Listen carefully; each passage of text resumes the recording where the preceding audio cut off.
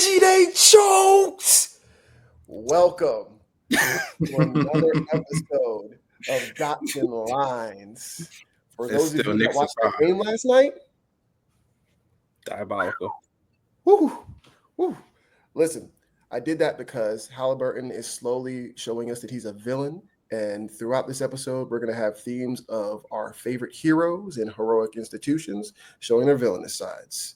My name is Grayson Red, and I'm here joined by two of my favorite friends in the world to talk about comics, anime, manga. This is where the Wednesday Warriors meet the Hard A's. Introduce yourselves, guys. Hello, my name is Me Connell, your friendly neighborhood Renaissance man, and I'm wearing a Powerline shirt today because we're talking about evil companies. Mr. Sniffles, Digga Des. His name is Desmond. And like I said, I'm Grayson Red, and I want to talk about some of these really cool comic books that we've got lined up. First off, Absolute Flash, issue number 3. Goodness gracious, Lord Heaven of above. I love Absolute, y'all. I fucking love it. I can't say it enough. Yes. Listen, we're following Wally West. His life is fucked up. He's basically a fugitive of the state. His dad's trying to hunt him down. Hopefully not trying to kill him. Hopefully. But he's probably killed Barry Allen. If he's not, he's a weird zombie of the Speed Force.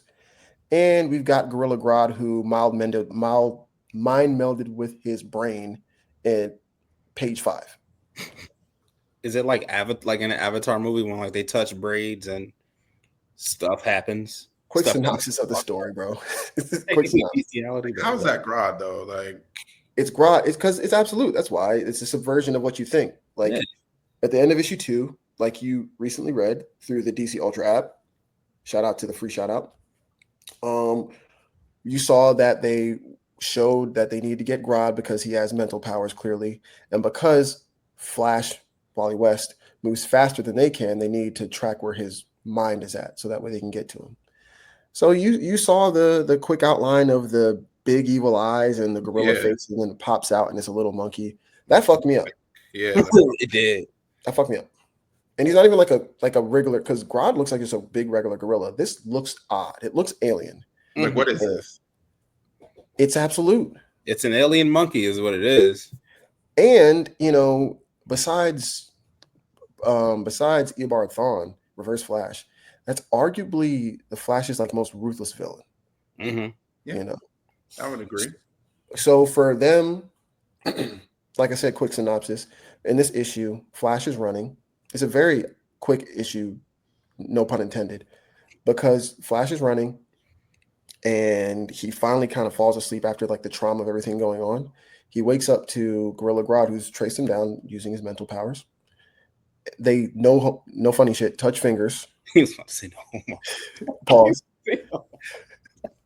Listen, I was raised in the 90s and I'm from New Jersey. Pause.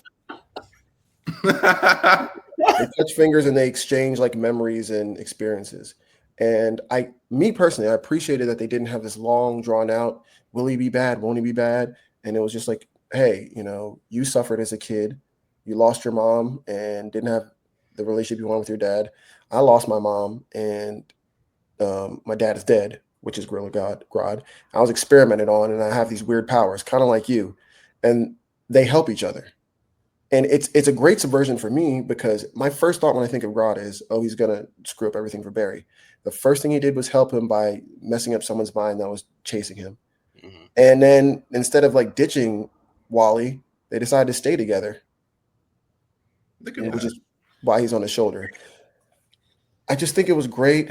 They cut through the bullshit. They showed, we're not trying to make him the heel here. He's going to be a supporting character. It looks for a long period of time because I saw some other covers and Grodd's still around. Love it. Yeah. I think something I really loved about this comic is one, like just the style that the bubbles are. So the text bubbles overlap with each other, just like the tail ends of them. Yeah. And that to me tells me that his thoughts are jumbled. He's thinking faster than he can talk.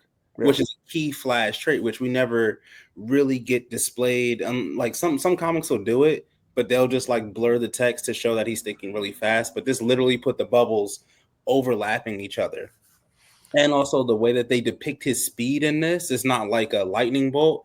It's literally, I mean, he does have lightning around him, but there's literal streaks of like panels.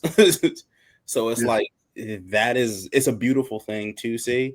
And 3, I'm pretty sure he got on Jordans. I don't know what Jordans those are, but I'm fairly certain he got on. They're like either 8s or Air Raids. Yeah, I assumed that they were 8s. I assumed. Free product placement. Love that. But and then like Justin was saying with the subversion of everything, it's nice to see Grodd not be a villain and be like a little chibi alien John, you know. But Barry is honestly acting like any normal person would if they get powers like this. Real quick, Wally is acting like any normal person, like they would get powers. They would just be like, I don't know what the fuck's going on. I'm gonna run. Some power is speed. Any person that gets powers and they instantly are like, all right, cool, I can handle this, they're a psychopath. Because that's not how normal people react to situations like that. Yeah. I love that he's like a 15-year-old kid that is a scared 15-year-old kid. He's not trying to save the world. He's just like, I don't even know I just want to get through that day. Help. Yeah, help. But I did have a question, Justin. So is Barry, so when he was running, he had Barry behind him, like he was dragging Barry's corpse along with him. Yeah. But in the image we saw Barry was on like the circle thing, and Wally's dad was there and he like hit him or whatever, but they were talking through the Speed Force. Yeah, so here's the thing about Absolute Flash. Jeff Lemire, the writer of this book, said that right now there is no Speed Force. Which is scary and cool at the same time, because it's like, okay, what's giving him these powers? Something I think that maybe, so one of the things I noticed when he was like, am I a hero or am I a monster? And it was like the Flash of Two Worlds. Yeah. That gave me vibes of the first instance of the multiverse where Jay Garrick met Barry Allen. For sure. Like the comics panel with like, I mean, the cover with like the film reel and them on both sides of it kind of looking at each other. That title gave me those vibes of Flash Between Two Worlds. Well, let's not forget, this is an alternate world that was derived from Darkseid energy. In my guess, and this is a super dumb guess, I don't know, this could be Darkseid's version of the Speed Force. And for all my uninitiated DC fans, the Speed Force is a thing that kind of holds the multiverse together to some degree. It's part of the connective tissue. It runs through the multiverse and the bleed, blah, blah, blah, whole bunch of nerd shit. But think of it as a ligament, a system of ligaments or connective tissue, right? That's what the Speed Force is. And if Darkseid made this whole universe, would it be a twisted version of that? That's true. That's why it's showing him a good future and a really negative one. That's just what I'm thinking. Does that mean Darkseid hates Grodd? To me, like it looks like it's taking place at two different points at once. Yeah, for sure. Okay. For sure.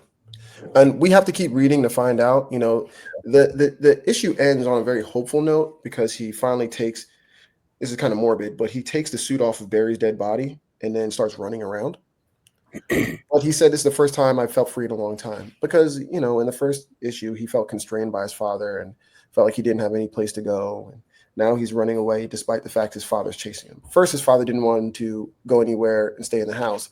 Now his father just wants him to be next to him and not be out in the world. It's kind of thematic and it's like a poem. I think they might do like a Flashpoint thing where Wally is the center of the thing because he might be living in the future and the past simultaneously because we saw Barry's corpse. Yeah, for sure. He's like dead. And we still see Barry alive. Yes. Like well and alive, communicating with Wally. So I think he either may be living in like a multiverse situation and he's going to be the tie to bring in the main DC continuity with Absolute.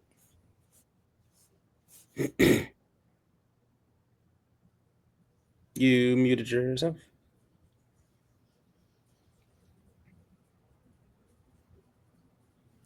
You good?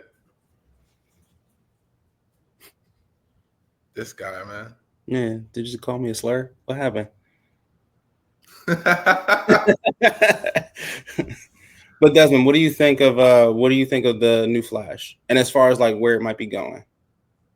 I like the well, I didn't read issue 3, so a little disclaimer there. Captain Cold and his little crew, when they pulled up on him trying to hunt this man, I was like, okay, cool. Like, watching the live action Flash, I'm like, everyone knows who Captain Cold is. The other people, I wasn't really too sure who they were. I've already said how I felt about Grodd. The subversion really, really hit me this week. Subverted. But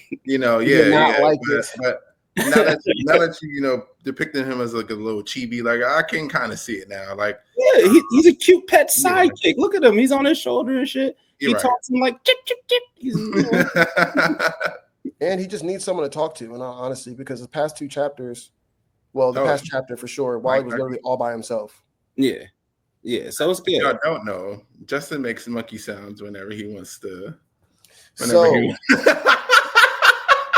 Let's talk about something else that is villainous.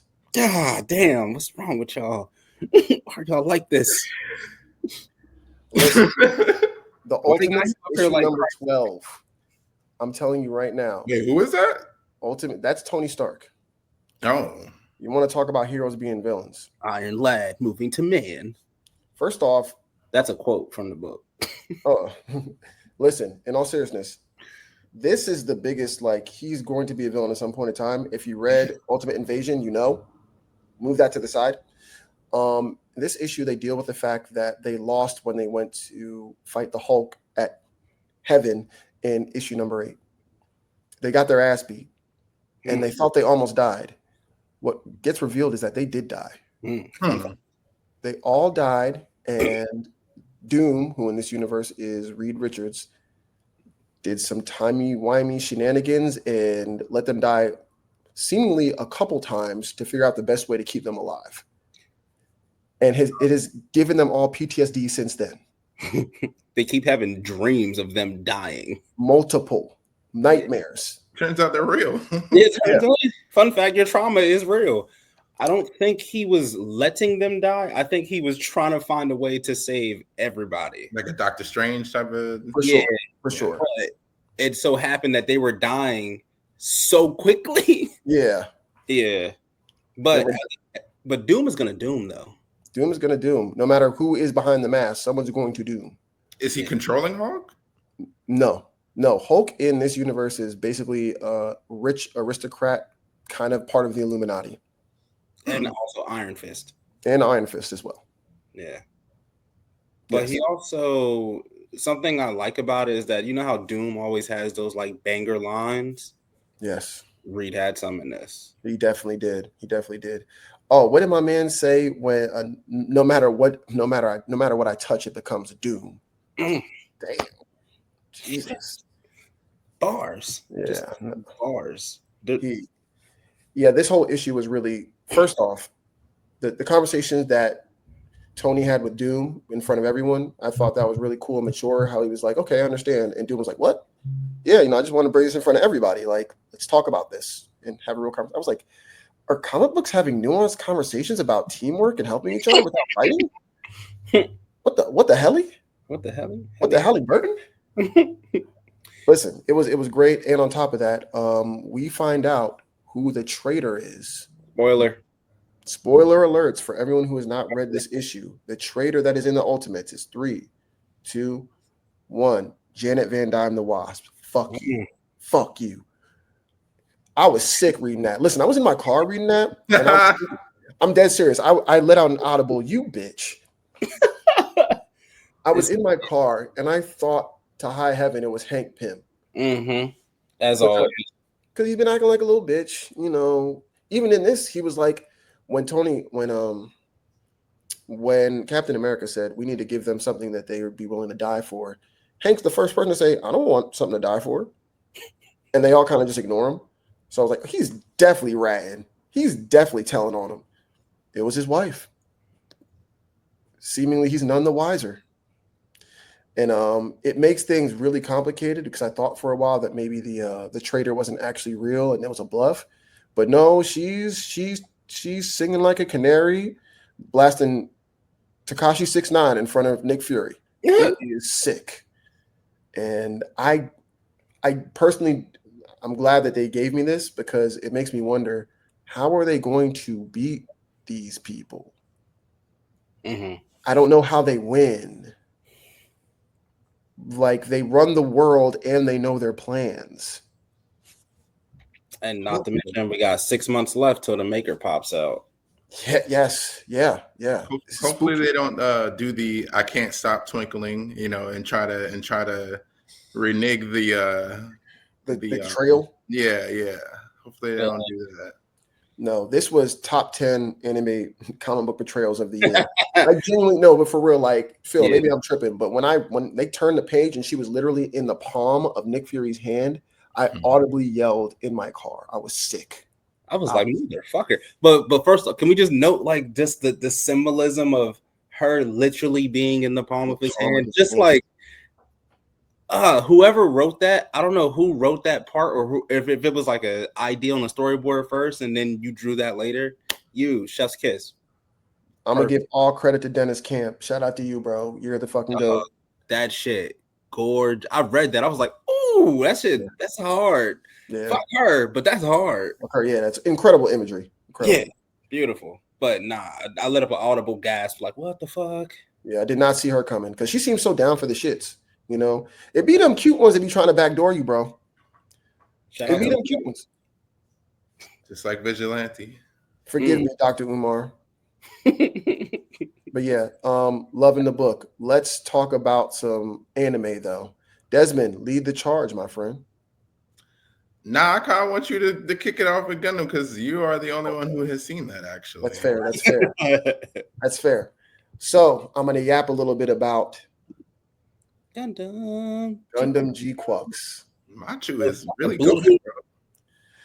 Machu was finna catch a body this episode, and I'm not exaggerating. So we saw from the last episode. We got guns now? That's to catch up to the other two who got bodies. None of these images are exaggerations.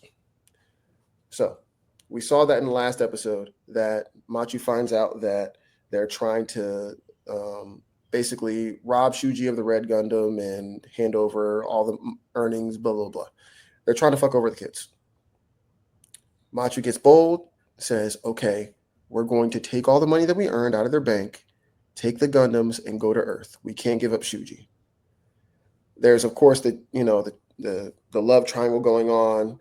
Shuji could give a shit about either two of them. He just wants to kill people and be in his Gundam. Machu loves Shuji. Nyan also loves Shuji. And things go left.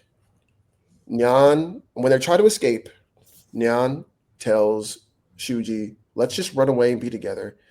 I don't know what it is. I don't know if he was excited or he had a revelation that he doesn't want to do it. His emotions swell up so much that the Zek Nova happens. For anyone who forgets what the Zek Nova is, it's when essentially, I'm just going to simplify this, you get so connected to whatever the new type situation is that the core of the Gundam basically explodes in a whole bunch of energy and whatever was in there is gone. It's a giant bomb that transports whatever was in the Gundam somewhere else. Yeah. Shuji literally says, and I'm not exaggerating, while the thing's exploding, oh, I see the people on the other side now. I'm going to go now. Nigga, what? Then the whole, like, it literally does a mini Zek Nova, explodes in the middle of the town, and the Red Gundam and Shuji disappear. On top of that, the only reason they were in the town is because they were supposed to have a MAV battle in the middle of the city, which was a clear setup.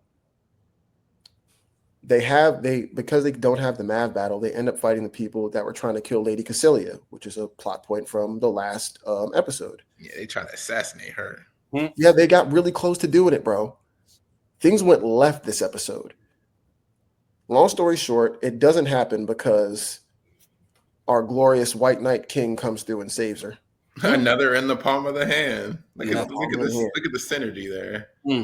Xavier, the guy who lost the G-Quux to begin with, comes through in the Gyan, which is what this is called, and staves off the psycho cyber new type. I must be speaking French to people that don't understand. A lot of shit was going on this episode. A psycho Gundam, literally the psycho Gundam, came through and was trying to assassinate Lady Cecilia. They stop it, and the two girls get separated. After they get separated, one goes with Lady Cecilia and one goes with Xeon. Basically, they're on opposite ends of a war now. Oh yeah, did I forget to mention that Machu tries to shoot one of the Pomeranians and then becomes a terrorist? And not one of her ex-teammates. Not the dude, because the dude was looking out for her, actually. It was He the like, girl. "Yeah, don't come back no more." Like, It was the leader. It was the girl. Damn. The woman. But I think that's very much the core of Gundam as a whole is giant robots, space war, child terrorists. Exactly. That's the, I will say the math battle though is giving me G Gundam vibes, and I love that. It was a shame because no math battle really went down. It was just like people trying to flee for their lives. Jesus, well, never mind. Yeah, it was crazy.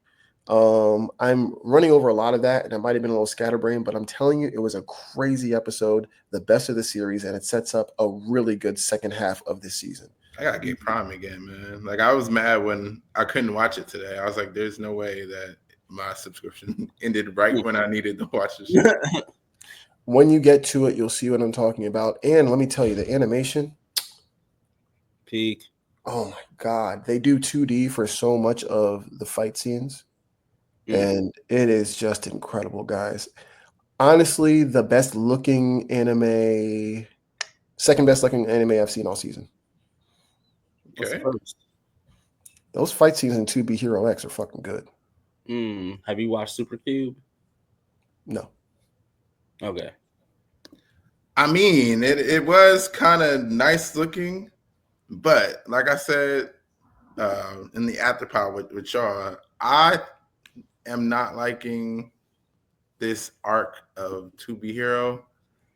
I'm like, it's getting annoying with these not end credit scenes, but like the twists at the end and the over reliant on the politics and the conspiracy part of the hero's popularity system and how we just left one storyline without a resolution and then just going into this one.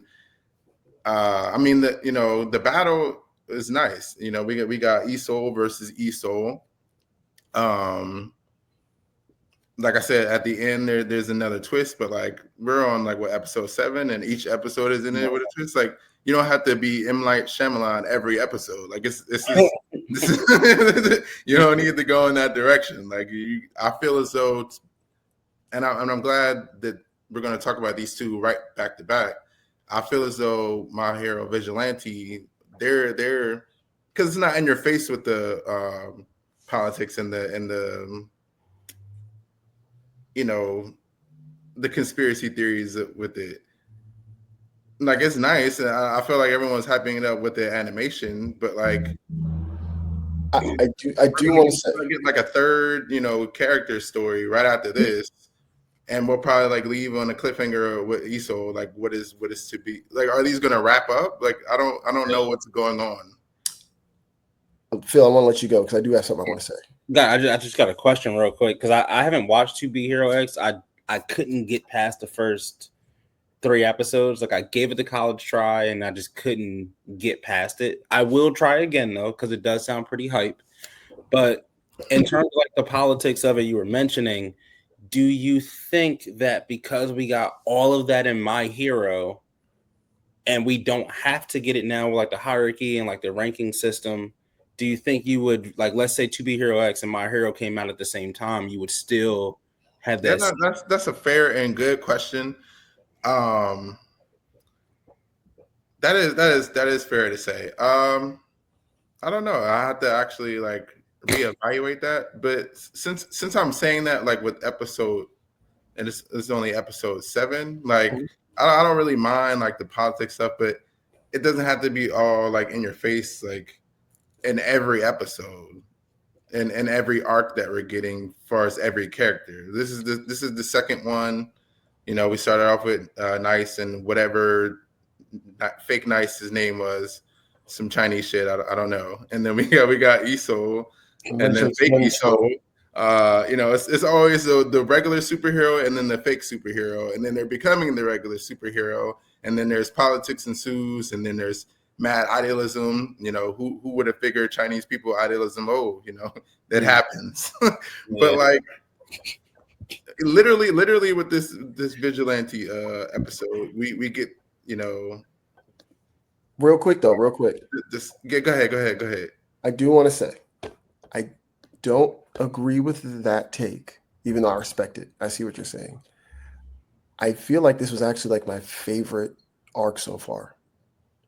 Yeah, I could put it over the Nice arc. I will say that because this guy isn't just some lucky guy. He's a tragic hero now. And it kind of goes with the theme I was talking about earlier about the puppeteering, about becoming a villain. He didn't understand that he was being puppeted the whole time by Uncle whatever his name is. And he killed his favorite hero to become him. And his jealousy is arguably the reason why his friend got shot in the face, because he didn't move quick enough. Am I exaggerating, Desmond? He definitely could have made the move on Shorty. He bought the tickets that in this episode they were supposed to go see the concert. Shorty went alone. She was like, "Is this what you really want? Like, you made a promise to me. Like, well, you're gonna do what you really want to do." And he was like, "You know what? Now that old boy is dead, and you know, I'm not even really worried about you now because people put trust in me now." That was another issue that I didn't like, because like if he was doing heroic things even as a child, how is his trust level all the way at a zero? And then, you know, because this is where the story gets deeper for me. This story in general is about the Chinese social credit system. Oh, for sure. And how, unfortunately, you get so wrapped up into getting the credit of people that you don't even know that you start disregarding the people that you do know and care about for an outward perception that only makes your life more negative. And I thought this was really perfectly encapsulated by the fact that this girl that finally likes him, that's finally giving him attention, he's shunning just so he could be a hero in the right of someone else. And the only reason he's even being pushed to do that is because someone more powerful than him who's pulling the strings and making it happen. Kind of like the government. I really thought it was awesome symbolism, and I really like how it was a zero-sum game, and he ended up becoming the person that he really started to be jealous of, to the point where I'm pretty sure he lost the arm at the end, right? Damn. I didn't peep that at the end. He might have. Yeah. He gave up his arm, the girl he loves, and his old life just to be a hero and be miserable. But he's got better credit. But he has better credit now. Wait, so do you... Sorry, finish. No, that's what I'm saying. No, I respect your opinion for sure, but I want to offer that perspective because I really like these last 3 episodes and how it ended. It didn't end well for him. I'm like, oh, they didn't just give him the goody route. I don't look like any of these are going to end well, though. Yeah. Cool with that. I never peeped the credit system aspect of it, because like with My Hero, it's just a typical ranking system, which is not a thing in Japan, but the credit system is an actual thing in China. Yes. So do you think that they will start at least China anime? I forget the name of it. Donwa, I think is the name. Yeah. Or like, do you think they'll start putting political messages inside of their anime that they put out to the world? Because that's the only way to get that message out. I'm surprised they let this out, to be honest with you. So I don't know. But it's anime, so yeah, but it still has to come through China. Yeah, that's true. So I don't even know how. Maybe the niggas just don't know how. Maybe they don't have creative writing skills over there. I don't know. I mean, if you look at what the Japanese did with like Gundam and what they did with like Godzilla and stuff like that, and how those were allegories and messages for war times essentially, and the fallout from those wars. I don't know. So it's an interesting thing. I did not put that together to you. Yeah, it's like a yin and a yang. It's like, because literally with this episode, they're starting off volume 3 content, and then funny enough, Koichi in college, he's taking an intro to heroes sociology, Yeah. and that's what I liked about it is because like all the politics stuff, like she even mentions it. It's not all in your face though.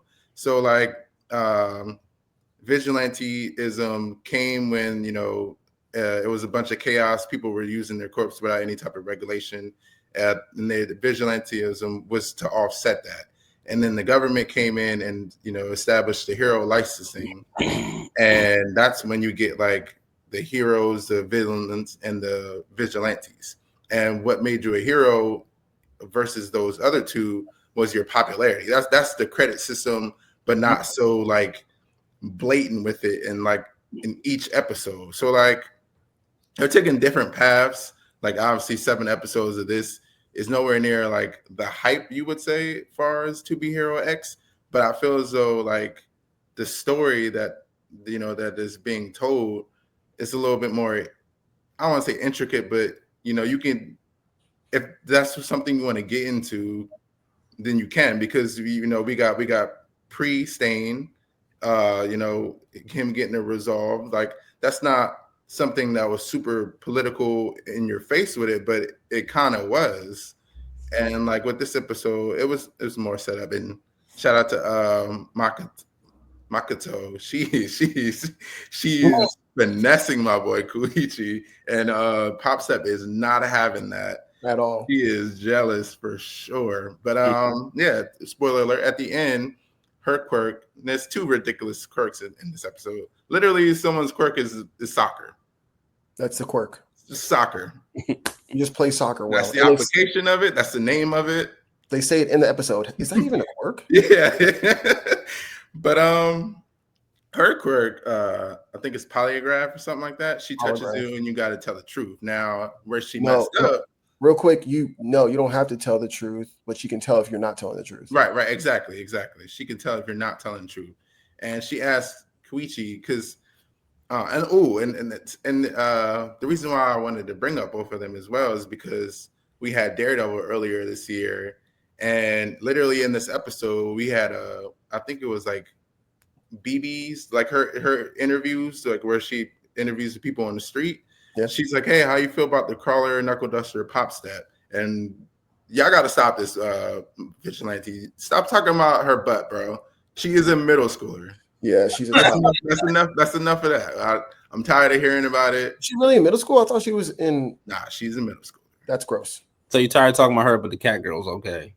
She's not in middle school. I mean, it's not any better, but like at least. Bro, I hate that you brought that up.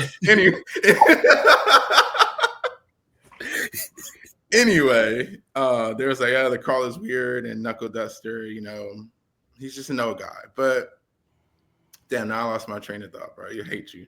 My bad. I'm sorry. But yeah, like it's 2 different directions, and you could tell, like, even with Daredevil, it's kind of like the same story. Vigilante, that's what Daredevil is. So we're all getting all these 3 stories within 3 or 4 months of each other of the new year, which is kind of crazy because they're all dropping at the same time. But like, the difference between anime comics and Chinese comics, you could see what they prioritize for sure. Now, when you say politics, I've come from the world of comics, so the word politics is used in many different ways, unfortunately.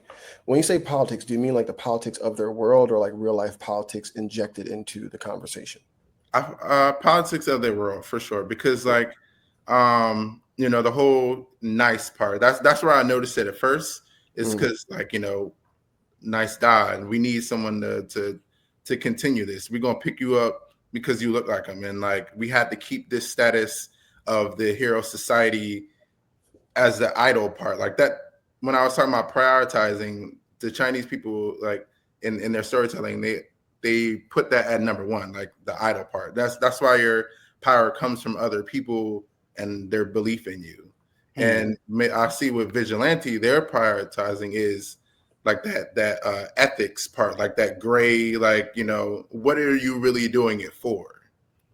And, it could be taken either way, like, but I guess I just don't like how in your face it is, and some people might like that. So it's really apples and oranges. They're all telling the same story though. I don't know if they're telling the same story, because these vigilantes, at least the ones we're following, they inherently are doing good for good sake, and they don't stray from that path. Right. Because there's less politics in it. The system of it is like set up to where you can have that, to where you can move that way if you want to. I haven't seen in 2B or X where it's set up for you to do that and maintain that.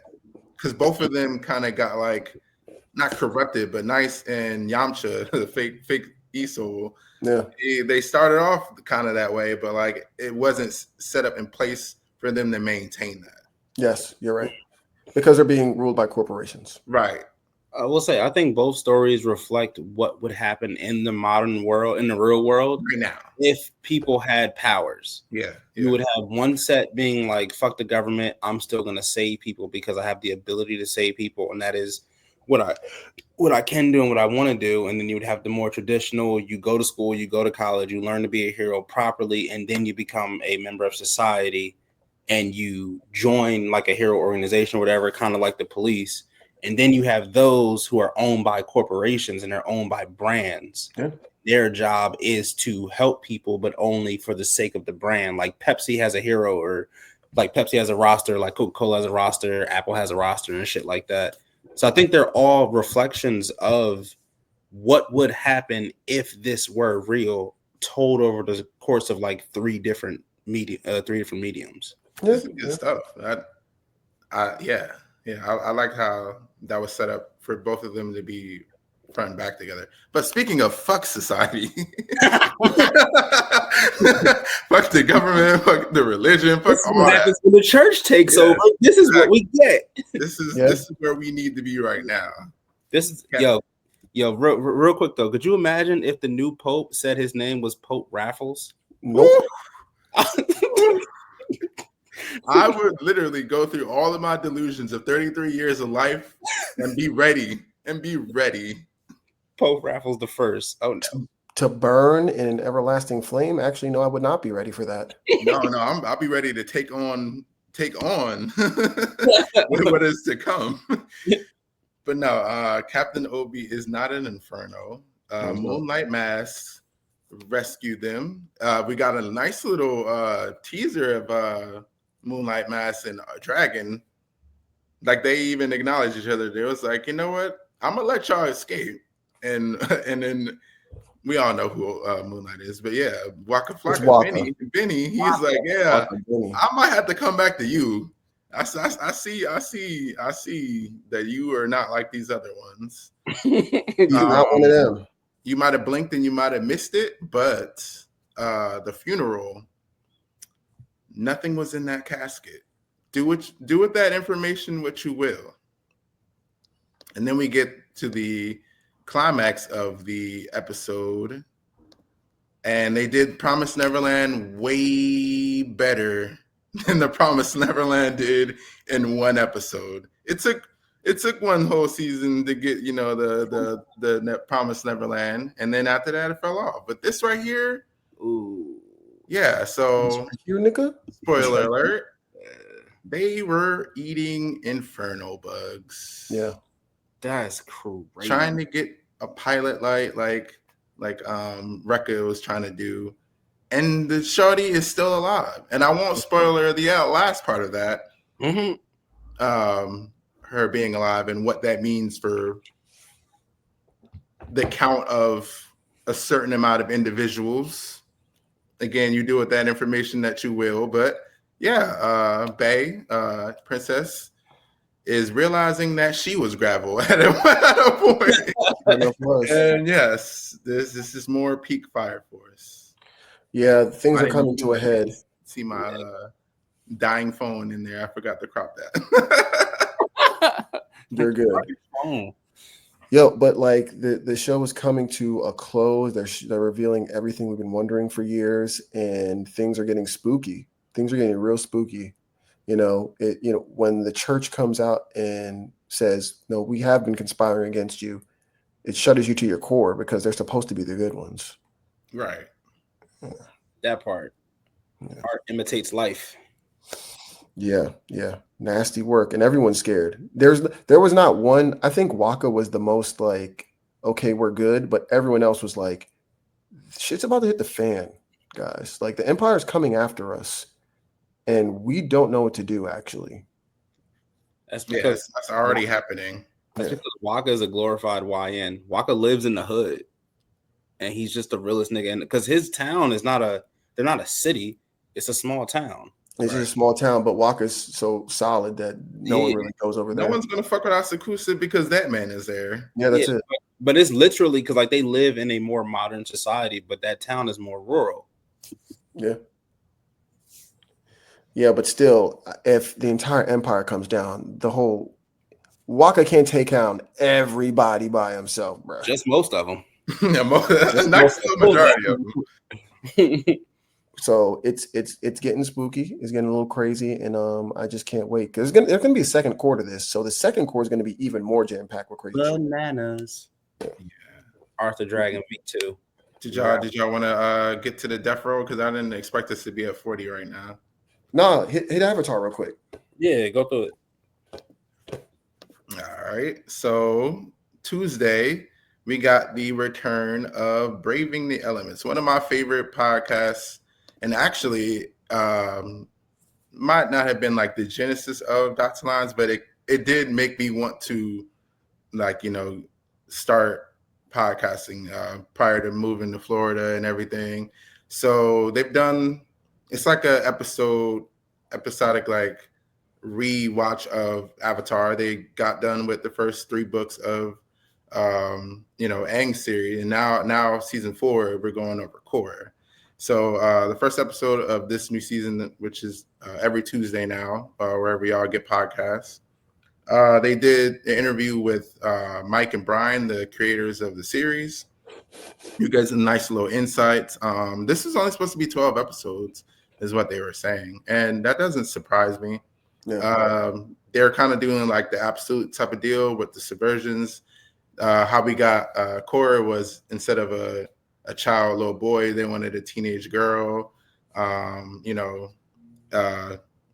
subversion with the conflict of bending, of how that was the solution of the first ending, and now is the actual conflict of yes, the solution. Amon. So they were going off with this. I encourage everyone to like get into the podcast. Again, this is why I wanted to do something like this. And they were teasing like the new movie. So the artist, I have his name here, Ki Han Ryu. He is been getting so much praise by the creators for the upcoming movie and the new series. And even though it did get just pushed back, I'm excited for this new The Legend of Aang movie as well. Dang, I can't even. That's coming out October. It is 2027. Nah, 2026. October 9th, 2026. I'm just poking fun because this is what they do. This and kind of like the last Spider-Verse movie. I forget what they're calling it. Right? They've been pushed back into Infinity as well. But these 2 movies might low key. How he was talking up the art in this podcast. They really might have the best year. Now, I'm not too sure if the pushback on the Avengers movies is actually true or not. We don't cover like rumors here at Dots Lines, but from what I'm hearing, the Avengers movies are being pushed back. So Spider-Verse, might take it for the year. It's supposed to come out the same day as Dune 3, but Yeah. We'll see. We'll see. God, the movie industry is in duress right now. They're trying to figure a whole bunch of stuff out. Speaking of movies, I don't want to cut you off, Desmond. No, I'm good. It's all been covered. Listen, man. Let's talk about another villainous act that we're dealing with here. So we all love Marvel. We all appreciate them, but they have a history. And I just want to address it. This picture is so wild. Courtesy of me, Connell. In seconds. An article came with the quickness. An article came out with Deodato Jr., one of the creators of Riri Williams, talking about how Riri Williams is getting a show, like a pretty high profile show on Disney Plus, and he's not been paid one royalty, not gotten a thank you, not even a little sweetheart check. And we've talked about this before on the pod. We've mentioned how, like, Marvel creators, yes, they're work for hire, and yes, technically, Marvel doesn't have to do anything when they use an IP that you created to profit billions of dollars. And who knows, maybe they'll profit none of this at all. Maybe they won't sell any Funko Pops. Maybe they won't sell any toys. Maybe they won't sell any skins on Marvel Rivals. Maybe they won't sell any skins or any cards on Marvel Snap. Maybe they will. They're going to make profit off this. I'm being facetious. Each one of those revenues, probably more too. Mm-hmm. We have to be objective and address the fact that Marvel does have the right to not pay them extra. You worked for hire, you got your job for that pay, and whatever royalty deal you got figured out is what it is. I think it's gross because we live in a time where they're trying to push AI art out there, where they're trying to use AI to make sure that, people can't get their just due and their worth by aggregating a whole bunch of work that they've done from years in the past. And they're trying to shaft every part of the entertainment industry except for the CEOs. And then when you have someone that made, at bare minimum, the character design for something that you're using in a premiere TV show, you can't so much as give them an extra check.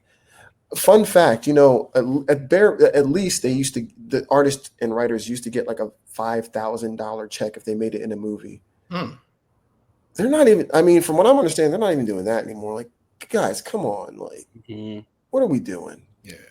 Throw them an incentive, man. And we were just talking about literally last episode about how Justin has the debut, comic of her issue.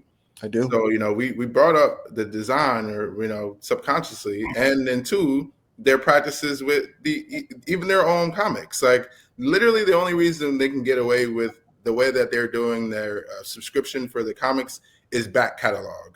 Yes. Like, people, they're just going to read the older shit. But like, that's not always the case. Like, people want to be up to date with y'all shit. So why are you discouraging people having to wait 3 months to read something? Now at that point, you don't even want to read it anymore. Yeah. So and then you profited the money from the comic sales of that.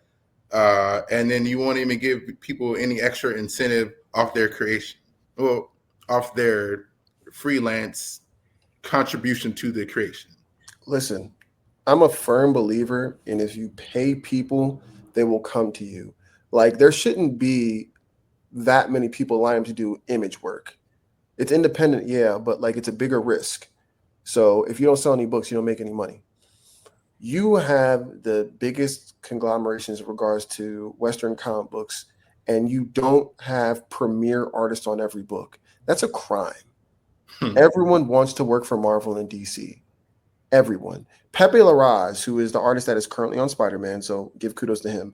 But there was a period of time where he was working on fucking a Mark Miller book. Like some garbage, some waste. Because a single guy could pay him more than Marvel. One dude. What the fuck are we doing? I think you'll find that like our current comic book industry, like first comic books were not super profitable to the point that they had to like damn near wholesale Marvel off for pieces. For sure. That's the thing. I think that's when they created this model of like, all right, we'll get you money up front, and then that's it. Kind of like having like a shitty 360 deal when you work with music. Well, it's become the TD East. Yeah, Shout out to Joey. Yeah, let me tell you though, they've always been like that though. They've always Yeah. paid people up front and then not giving them the royalties. Listen, Jack Kirby, the creator of Fantastic Four and countless other things, they wouldn't let him get his original pages that he left in Marvel offices when he left. Things that he drew. Yeah, that's crazy. You left it there, stars now. Yeah, bro. For anybody that doesn't understand the reference for this image, that is the image of Death Row Records. Death Row Records was synonymous with doing this to artists and literally holding them hostage, and sometimes over a balcony, for them to get their stuff. And the music industry is still like that. To like young up and coming artists, they'll sign you to a shitty deal with no intention on getting their money. Yeah, shout out to that part. And now you have these artists that are making these things and they're becoming more popular, and they're still like, nah, fuck you. I don't want to pay you. I already got what I need out of you. I've already milked the cow. I don't need the cow no more. I got milk. No, but it's a messed up situation, and I think that's where you have artists like Todd McFarlane who are like, all right, I'm just gonna make my own shit.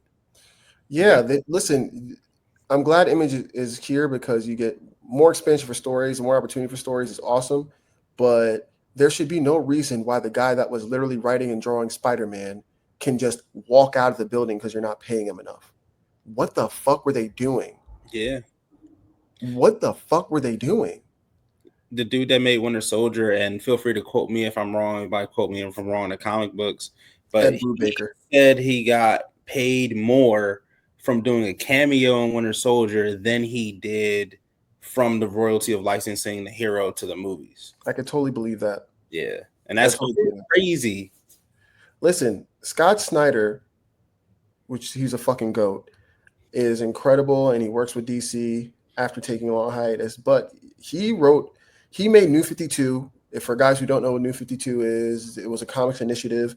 In that run, he made the Court of Owls. I've seen Court of Owls in more shit than I care to, even though I love the concept. He also made Batman Who Laughs. We know how big that was. Mm-hmm. He said one independent book paid him more than any Batman thing that he did.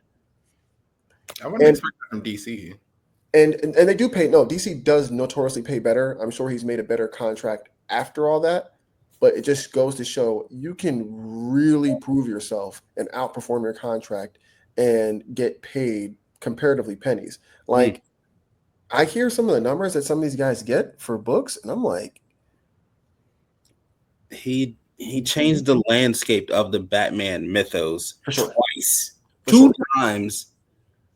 I'm sure this time around he's getting his just due, but like that's how much you have to do. You got what you got to win 6 championships before you get a decent contract. Is that what we're doing? It's crazy. I don't know. The wild 360 deal. Yeah. You know, young creatives out there, anyone who's listening to this, my heart goes out to you.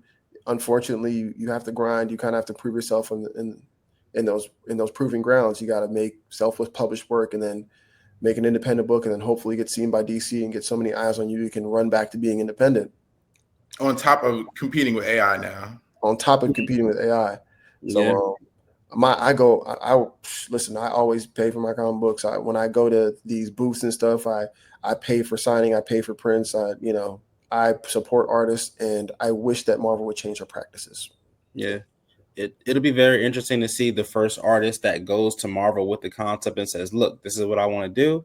If you don't pay me this, I'm just going to go to DC. I'm sure many artists have done that, bro. I'm sure many artists have done that. It's because people have to feed families, man. And there's only so many times you can get jerked around before you go independent. Listen, we've never talked about these books on the podcast, but Ghost Machine by Jeff Johns, you know who Jeff Johns is. Yeah. Jeff Johns was a god at DC. Mm-hmm. And he decided to leave to do his completely independent stuff. If DC had any sense whatsoever, they would have backed up a Brinks truck to keep him there. Now he's doing his own independent books, and from what I'm understanding, it's more than profitable enough for him to not look back at DC Comics. That's fucking insane. Yeah. Damn. Well, on that bright and shining note, What are our suggestions, y'all? What are our suggestions for this week? I'll go first. Speaking of governments being terrible, I am halfway through Full Metal Alchemist Brotherhood again. Nice. So love that. It Killing is brown people. Yep, up until they're not. Up until they fight back. Shout out to Scar. But yeah, it's for anybody that hasn't seen it, it is arguably in 90% of people's top 5, sometimes top 3. Top 3. Sometimes top 1. Yeah, top 3. But it's in damn near everybody's at least top 10. But it is, yeah. I had to rewatch it. It's great.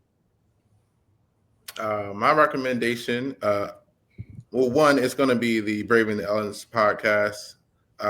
Again, every Tuesday, y'all can catch. Just rewatch Avatar Core, with their insight. Get them little nuggets, because with the way that they put that Amon piece together, like that was just beautiful to me. But I am actually going to recommend a comic. It is going to be All In Aquaman. Speaking of Avatar, we had mud bending. We have blood bending. I was aroused from his R farming. My man Arthur Curry. Shout out to Adam Martinez on Instagram, who made me actually read it. He posted his haul after the Hump Day haul. Everyone posts on Hump Day haul whenever y'all get it. Tag us in it when you post it. Tag us in it. We want to see. Yeah. I got the homie. Me and him is he got locked in. Yeah, I told him I was going to check it out. He's like, "Oh man, I'm on issue 3. That shit is fire," and that shit is fire. Also, did you say nuggets? Nuggets of information. Nuggets. Yes. The fuck?